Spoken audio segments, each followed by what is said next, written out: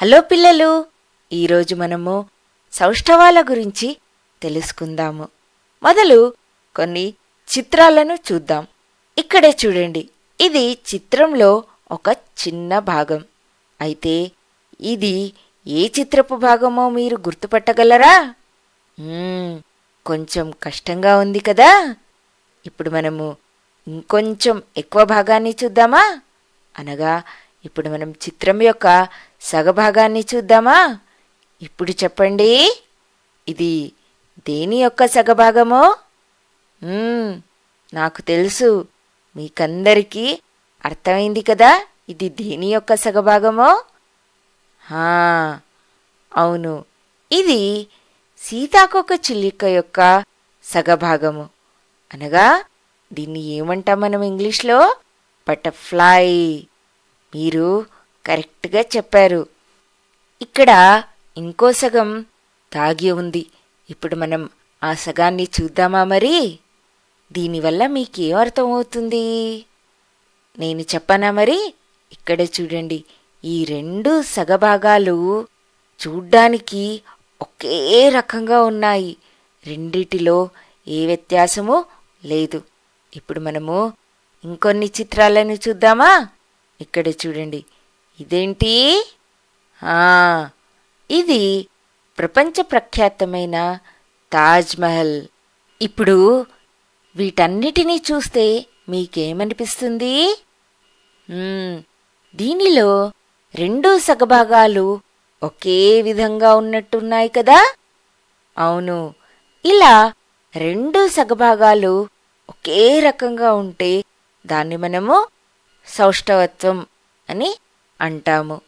ఇక్కడ చూడండి, ఇక్కడ సీతాకోకచిలుక యొక్క సగభాగము, రెండవ సగభాగము ఒకే రకంగా ఉన్నాయి కదా. అదే విధంగా ఇక్కడ తాజ్మహల్ని చూడండి, తాజ్మహల్ యొక్క ఇటువైపు సగభాగము మరియు ఇటువైపు సగభాగము ఒకే రకంగా ఉంది కదా.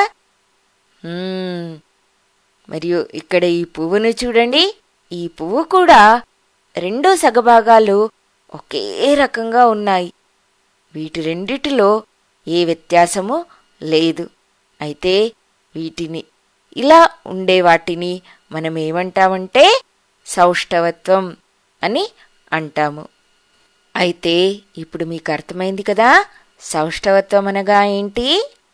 ఏదైనా వస్తువు యొక్క రెండు సగభాగాలు ఒకే రకంగా ఉంటే, అనగా రెండు సగభాగాలు ఒకే రకమైన ఆకారము మరియు పరిమాణము కలిగి ఉంటే మనం దాన్ని సౌష్ఠవత్వం అని అంటాము. ఇక్కడ చూడండి, ఈ ఆకు యొక్క రెండు సగభాగాలు ఆకారము మరియు పరిమాణము రెండు ఒకే విధంగా ఉన్నాయి కదా. ఇక్కడ ఈ పువ్వును చూడండి, ఈ పువ్వు యొక్క రెండు సగభాగాలు కూడా ఒకే రకంగా ఉన్నాయి. ఇప్పుడు మనము కొన్ని ప్రకృతిలో సహజంగా సౌష్ఠవత్వం కలిగిన కొన్ని ఉదాహరణలను చూద్దామా? ఇక్కడ చూడండి, ఈ సూర్యకాంతి పువ్వు అనగా సన్ఫ్లవర్, దీనిలో రెండు సమభాగాలు ఒకే రకంగా ఉన్నాయి కదా. అలానే ఇక్కడ ఇంకో ఉదాహరణ చూడండి, నెమలి ఈకలు, దీనిలో రెండు సగభాగాలు ఒకే రకంగా ఉన్నాయి. రెండు వైపులా ఈకలు ఒకే విధంగా ఉన్నాయి కదా. అయిన తర్వాత దీన్ని చూడండి, సాలేడు పురుగు తయారు చేసిన ఇల్లు. ఇది కూడా రెండు వైపులా ఒకే రకంగా ఉంది కదా.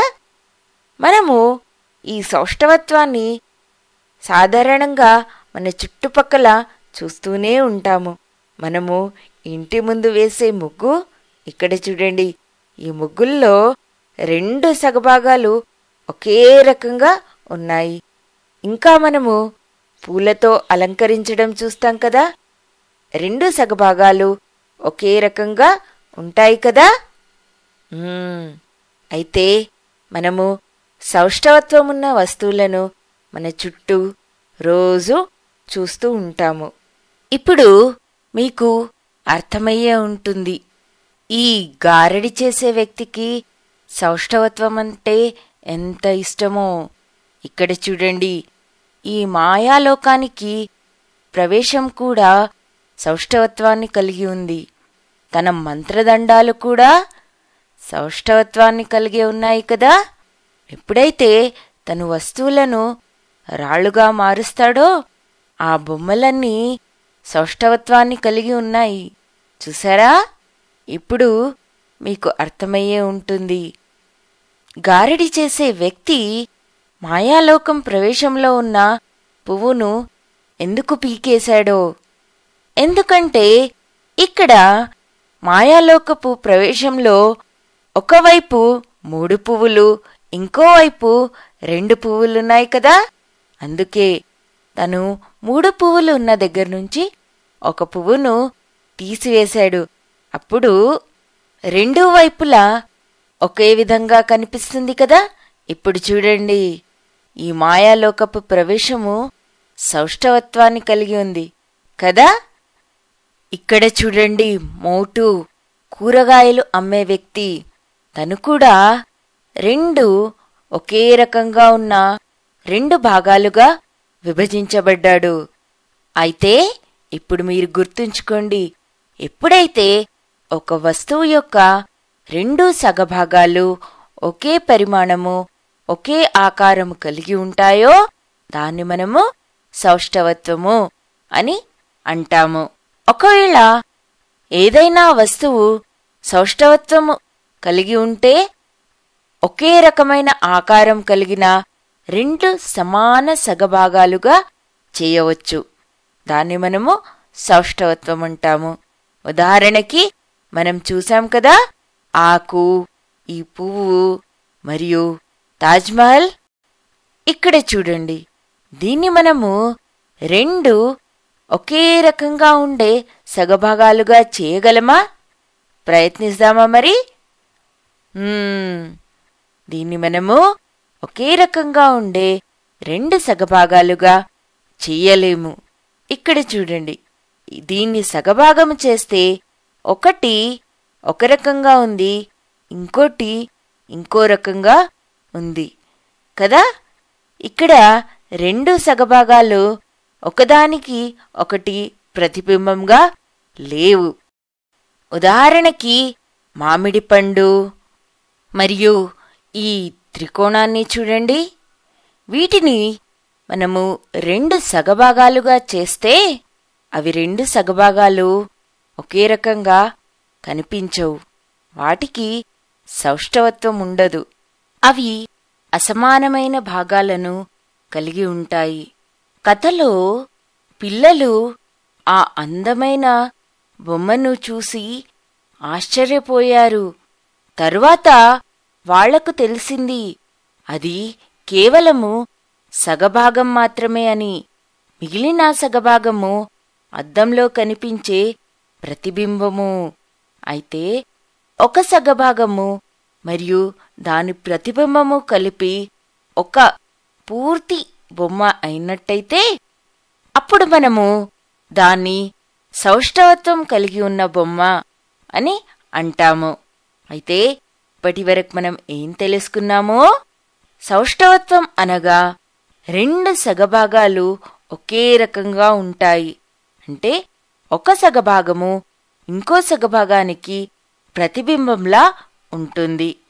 ఉదాహరణకి మనం చూసినట్టుగా సీతాకోకచిలుక, బటర్ఫ్లై, దాని 2 సగభాగాలు ఒకే విధంగా, ఒకే పరిమాణము, ఒకే ఆకారము కలిగి ఉంటాయి. కాకపోతే మామిడి పండు సౌష్ఠవత్వము కలిగి ఉండదు. మనకు అలా అసమానమైన వస్తువులు కూడా చాలా ఉన్నాయి. అలాంటి వస్తువులను మనము సగభాగం చేసినప్పుడు ఆ 2 భాగాలు ఒకే విధంగా కనిపించవు. అనగా వాటికి సౌష్ఠవత్వము ఉండదు. ఇప్పటికీ ఇంతే. బాయ్ బాయ్ పిల్లలు.